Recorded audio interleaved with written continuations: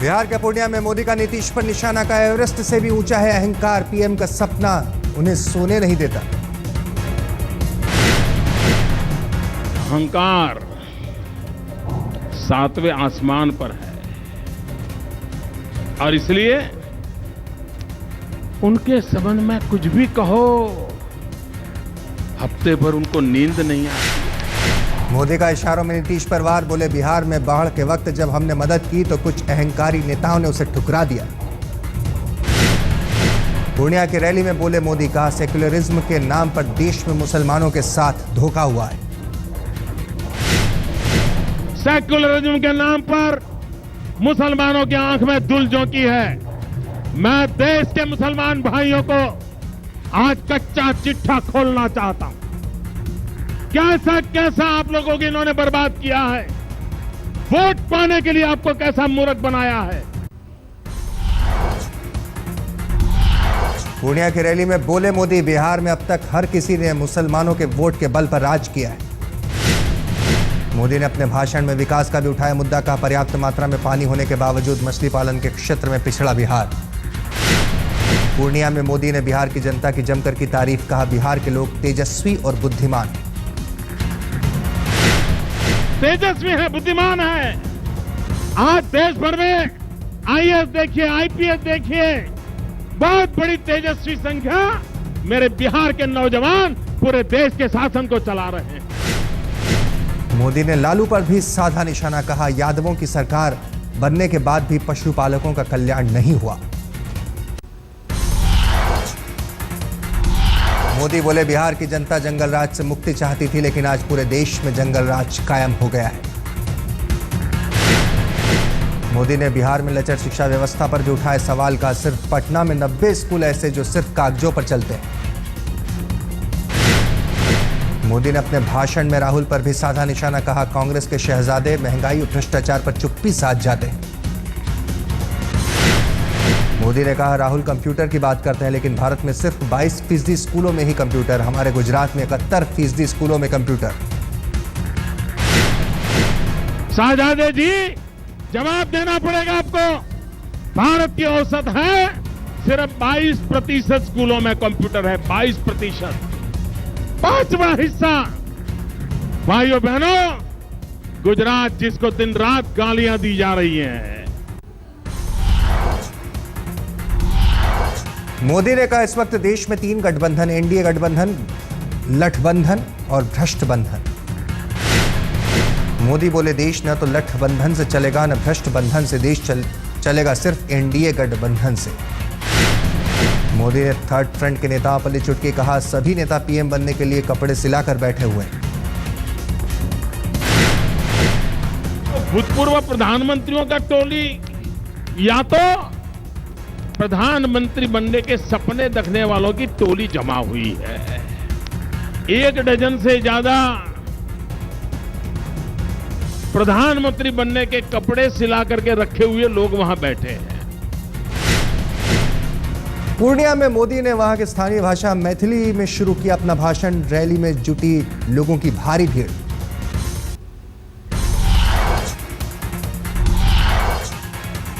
Lucknow seat की दावेदारी को लेकर बीजेपी के भीतर घमासान। लालजी टंडन के बयान से बीजेपी हाईकमान नाखुश। सांसद लालजी टंडन ने कहा था अगर मोदी लखनऊ से लड़े तो स्वागत है, मेरी कहीं और से दावेदारी। बीजेपी अध्यक्ष राजनाथ सिंह का बयान, लखनऊ सीट पर कौन लड़ेगा ये पार्टी की केंद्रीय चुनाव समिति करेगी फैसला। ये प्रत्याशियों का जहां तक संबंध है, प्रत्याशियों के बारे में सेंट्रल इलेक्शन कमेटी ही फैसला करती है। कोई व्यक्ति फैसला इसका नहीं कर सकता, इसलिए इस संबंध में मैं कुछ नहीं कह पाऊंगा। मैं तो ये कहूंगा कि हमारे बारे में भी जो फैसला करना होगा वह सेंट्रल इलेक्शन कमेटी ही करेगी।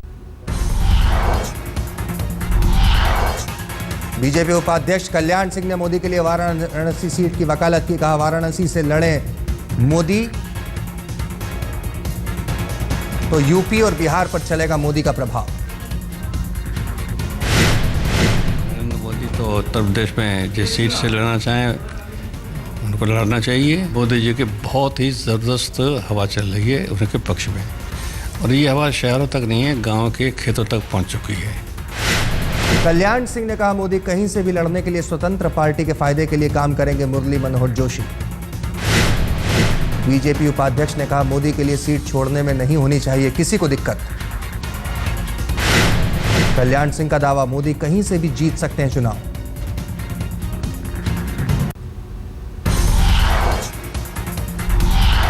टिकट नहीं मिलने से नाराज आरजेडी नेता रामकृपाल यादव बीजेपी का थाम सकते हैं दामन। कल बीजेपी में शामिल होने की अटकलें। पाटलिपुत्र सीट से लालू की बेटी मीसा को टिकट मिलने से खफा रामकृपाल पार्टी के सभी पदों से दे चुके हैं इस्तीफा। लालू ने कहा, टिकट बंटवारे पर पार्टी का फैसला आखिरी। कहा, मैंने किसी को पार्टी से नहीं निकाला।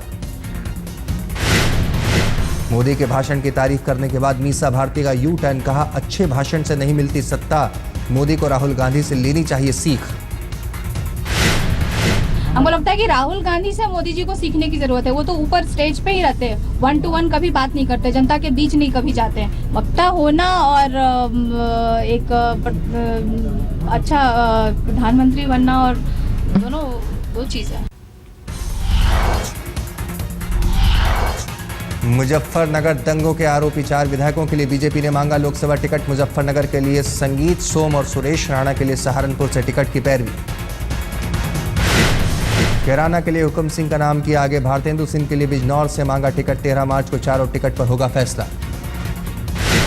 चारों बीजेपी विधायकों पर चल रहा है मुजफ्फरनगर दंगे का केस। आगरा की रैली में मोदी ने किया था सम्मान।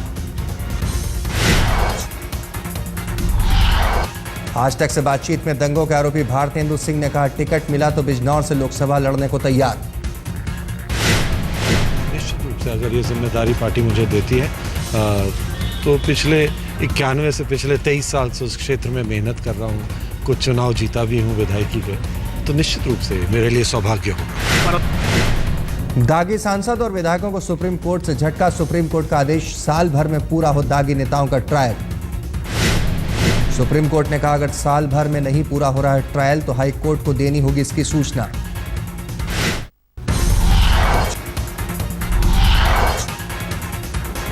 आम आदमी पार्टी ने जारी की लोकसभा उम्मीदवारों की चौथी लिस्ट। 60 उम्मीदवारों के घोषित के नाम। यूपी की 39 सीटों पर उतारा उम्मीदवार, लेकिन लखनऊ और वाराणसी पर नहीं उतारा उम्मीदवार। मोदी की उम्मीदवारी का इंतजार। आशीष खेतान को नई दिल्ली सीट से टिकट। कांग्रेस के मौजूदा सांसद अजय माकन को देंगे चुनौती।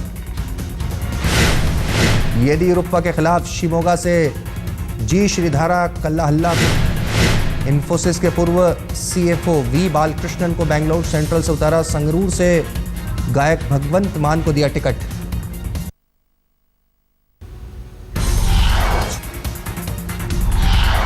अजय सिंह के आरएलडी में शामिल हुए अमर सिंह और जयप्रदा। कहा, लौट आया हूं पुराने घर। मुलायम सिंह पर बरसे अमर सिंह का, हरित प्रदेश के लिए अजित सिंह के साथ लड़ूंगा लड़ाई। अमर ने कहा, बीमारी के बावजूद जयप्रदा के साथ की 1000 किलोमीटर की पदयात्रा क्षेत्र के विकास के लिए करूंगा काम। फतेहपुर सीकरी से शुरू होगी अमर सिंह की नई पारी। आरएलडी के टिकट पर चुनाव लड़ेंगे अमर सिंह। बिजनौर से जयप्रदा होंगे आरएलडी के उम्मीदवार। कांग्रेस और आरएलडी के बीच यूपी में है गठबंधन।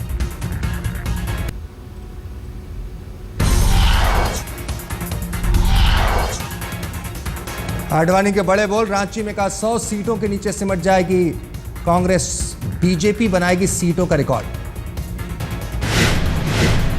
आडवाणी का दावा, इस बार बीजेपी को इतनी सीटें मिलेंगी जितनी कभी किसी चुनाव में नहीं मिली।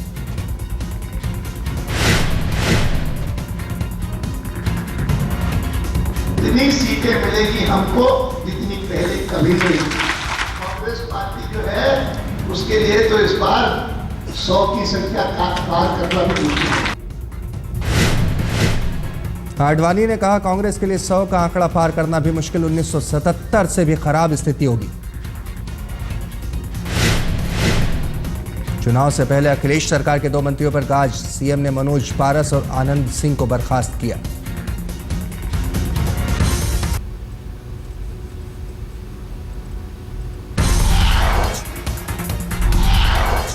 डीएमके ने जारी की लोकसभा उम्मीदवारों की सूची। ए राजा और दयानिधि मारन पर जताया भरोसा।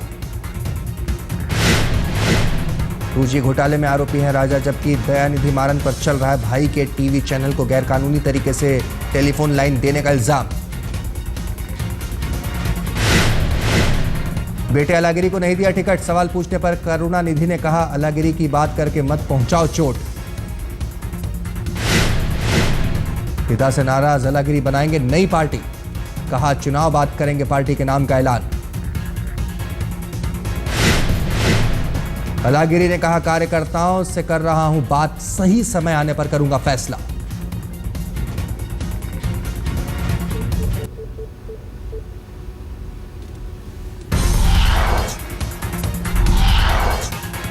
जेडीयू होली के पहले जारी करेगा लोकसभा उम्मीदवारों की सूची, मौजूदा सांसदों को टिकट देने की संभावना। टिकट को लेकर नीतीश ने शरद यादव के साथ की बैठक, बेगूसराय और बांका की सीट सीपीआई को दी। तीसरे मोर्चे पर बोले जेडीयू अध्यक्ष शरद यादव, कहा दिल्ली के लिए बना है थर्ड फ्रंट।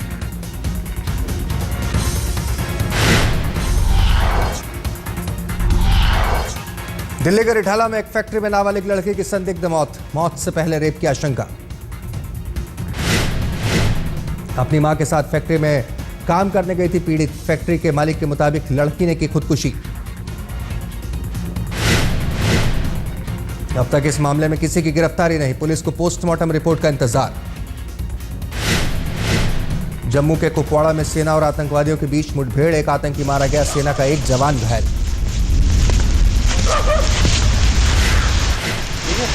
हंदवाड़ा के विलगाम गांव में छुपे थे लश्कर के आतंकी, सेना की चेतावनी पर शुरू की थी गोलीबारी।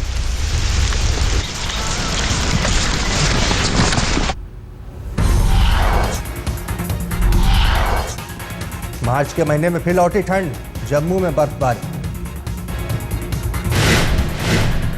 कल से ही घाटी में हो रही है बर्फबारी, पहाड़ी इलाकों में 2 फीट तक जमी बर्फ, श्रीनगर में 2 इंच बर्फ। बर्फबारी के चलते कश्मीर के स्कूलों में छुट्टी, बर्फबारी के चलते धीमा पड़ा चुनाव प्रचार। मौसम विभाग की चेतावनी, अगले 48 घंटों में जम्मू कश्मीर और हिमाचल में हो सकती है भारी बर्फबारी। कल रात के बाद आज सुबह भी दिल्ली में बरसात, बारिश के चलते कई जगह जाम।